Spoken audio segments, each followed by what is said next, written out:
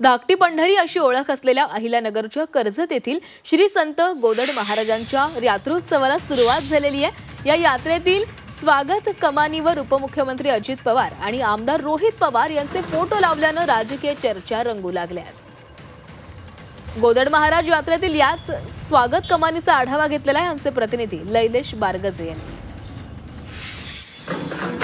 राष्ट्रवादी शरदचंद्र पवार गटाचे आमदार रोहित पवार यांचा मतदारसंघ असलेल्या कर्जत येथे संत गोदड महाराज यांची यात्रा आहे आणि या यात्रेच्या निमित्ताने भाविक भक्तांचे स्वागत करण्यासाठी काही कमानी लावण्यात आलेल्या आहेत आणि विशेष म्हणजे या कमानीवर रोहित पवार आणि अजित पवार या दोघांचेही फोटो एकाच कमानीवर पाहायला मिळत आहेत।